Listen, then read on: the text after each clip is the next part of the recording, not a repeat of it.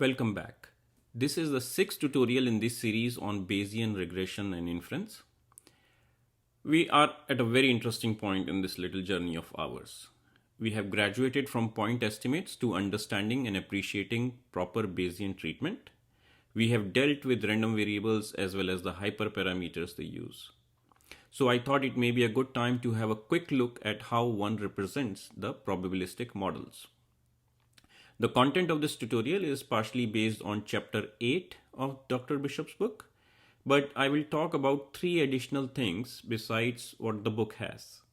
First, I'll be enhancing the graphical representation of the model, as the one in the book does not include all the essential elements. Second, I will also describe how to represent these models mathematically.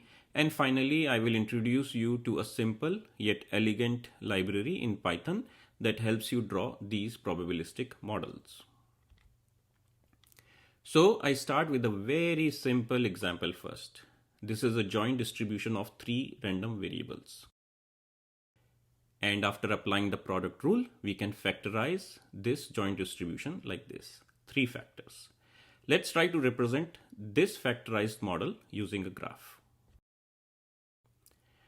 There are 3 variables here, A, B, and C. By putting the circle around these letters, I have now made them random variables. These are also called nodes. Now let's try to establish some connections between them. The first factor, that is A, look at the entry in the above equation that is blinking, is not dependent on any other variable. We say that this node has no parent and we leave it alone.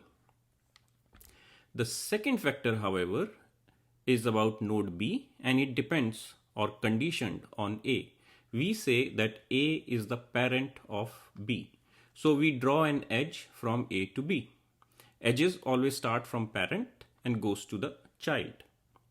The third factor is about variable C and it has 2 parents. So we draw edges from A and B to C. And your first simple graphical representation is ready. Let's talk about our polynomial regression model now. There are 2 random variables in this model that are dear to our heart. T, which is a target random variable, and W, which is a weight random variable. Both of them are vectors. Remember that I represent vectors with lowercase bold letters and orange color. This joint distribution of our dear T and W factorizes like this. And if you're wondering how and why it factorizes like this, then you need to remember some bits from the part 1 and part 2 of this series. Recall that the target variables depend on the same W random variables. Also, all target variables are independent of each other. We had made this assumption. When the random variables are independent of each other, then we can simply multiply them using the product rule. That is essentially what is happening. The pi looking symbol that you see is a symbol for showing the products. Now in this formulation, there are n target variables, and so the first reaction would be to draw n nodes, 1 for each target variable. So we will have n plus 1 nodes overall in our graph. Maybe something like this, but that's not how we rock. This notation is neither flexible nor convenient. Since n is the number of the samples of the data set, it can be very large. So let's not even try to go there. So the way we handle this problem is by putting the nodes inside a rectangle. Sorry, only one node in this graph because T is the one which has a subscript n, which indicates that there are more than one of these target variables. And at the end of this rectangle, we specify the number of samples. Here in this case, it is shown as capital N. The lower n, that is the subscript of T, is essentially the index variable. This rectangle has a special name. It is called plate. As such, there are still few things missing, both in our joint representation and the graph. So let's first add them in both places. If you recall, this is a more complete representation of the joint distribution. It is showing that the various hyperparameters and the variables that we would like to be point estimated, meaning that we are not treating them yet as random variables. And we also see that our joint distribution is conditioned on them using the conditional probability notation. But again, remember that these are not random variables that we are conditioning on here, else we would have included them from the start. Since these are fixed values and not random variables, we use a small circle or a dot to indicate this type of a node. Now, quite many times you may treat the independent variables, that is x here, as random variable, but in this problem of ours of polynomial regression, we are not treating it so. So just treat them as fixed values. Since the target variables are observed random variables, we also fill the circle with some color. So now you know how to discriminate or differentiate between an unobserved random variable, which is w here, and an observed random variable, which is the target variable. This is a graphical model representation you will find in the book. However, there is something missing in here. It is the notion of our linear model or the linear regression or the polynomial regression that is not captured here. So far, it nicely represents the various edges and the dependence amongst the random variables and the hyperparameters and the variables which are point estimates, but we do not see our linear model.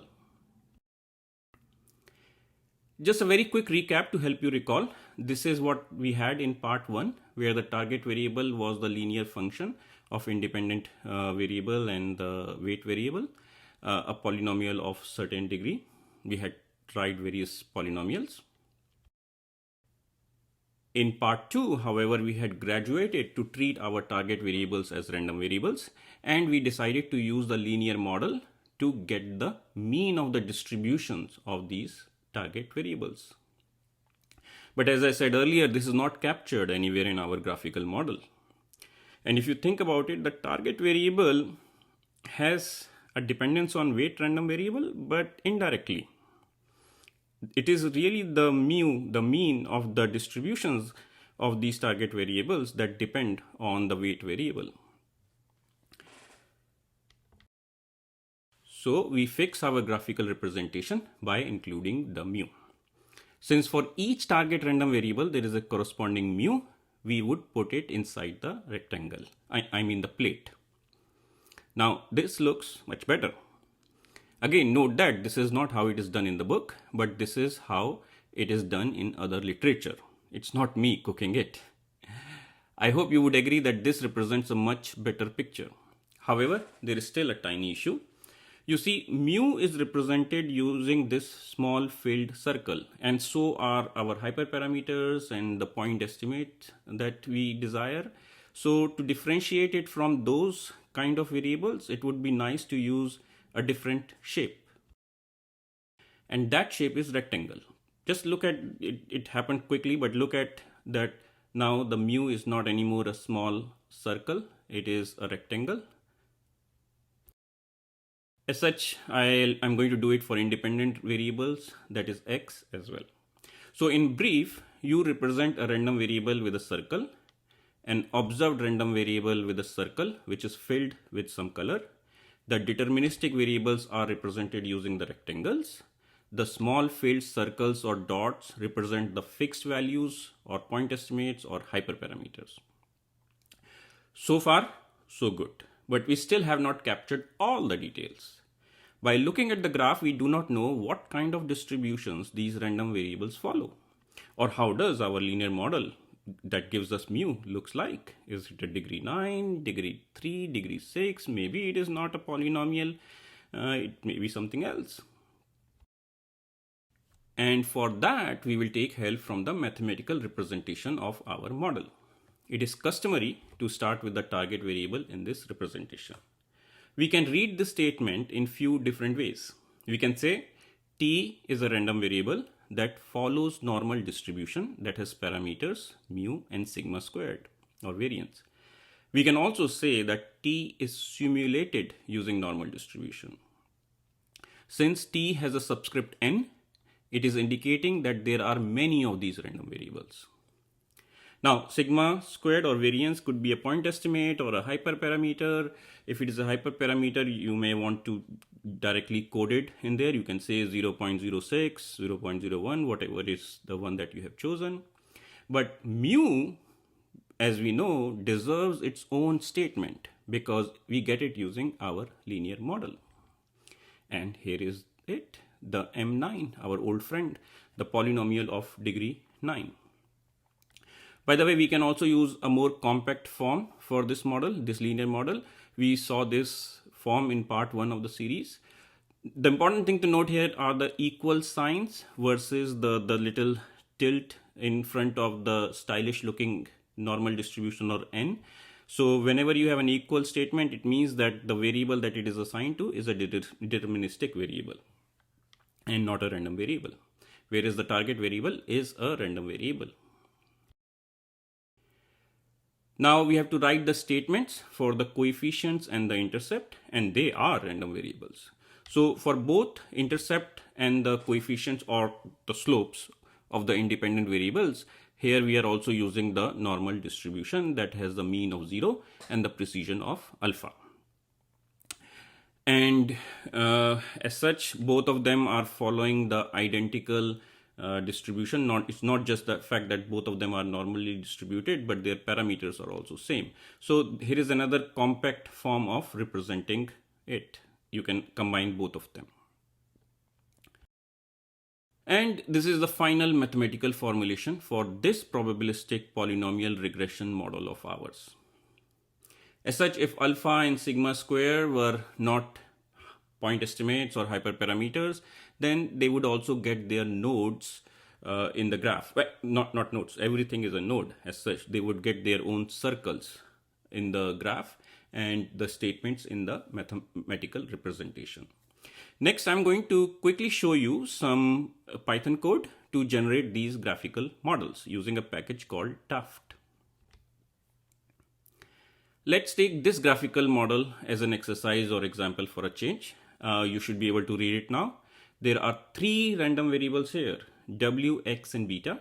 X is an observed random variable and is a vector, so we put it inside the plate. W is also a vector, so it goes inside the same plate. Alpha may be a hyperparameter or something you want to get a point estimate, so get its small circle which is filled. So as I said earlier, the package I'm going to use to draw is called Daft. You use an object in this package or a class in this package called PGM, which stands for Probabilistic Graphical Model. I'm not showing it here, but you can pass in the parameters to this constructor of PGM to control the size of your drawing amongst many other things. This is how you would add the nodes. There are 4 nodes in our graph, so 4 statements. So the first argument is always the name of the node, as we will be using the name to get these nodes and connect to them using the edges. You can also put the label inside the node using the second argument, and this second argument could be a LaTeX symbol as you can see in the snippet. Also note that in the first statement, first add node call, fixed is equal to true, and this is what it is making a small circle for alpha, and observed equals to true in the fourth statement is really filling the color inside the random variable x. Time to draw the edges, again 4 of them. This is where you would use the names of the nodes to tell Daft the parent and the child. The first argument is the parent, the second argument is the child. And we also need to put the plate around the random variables w and x. You can put whatever label you want. As you can see that in my previous graph, I had only used n, but here it is different. So you have some freedom to move this text to different corners and make it as large, small, big as you wish. And finally, just to render it, call this method. I forgot to mention that Daft is using Matplotlib to draw all of this and is highly customizable. You can pass the various Matplotlib customization parameters to change the look and feel of these nodes and edges amongst many other things. And this brings us to the end of our little tutorial. As I said earlier, it is important to know how to read and write both the graphical and mathematical representations. I hope this was useful and helpful. Please let me know in comments if something was not clear and you need further clarifications. With that, I thank you for the precious time you spent here today and wish you good luck with your learnings. See you in the next tutorial. Goodbye. Bye-bye.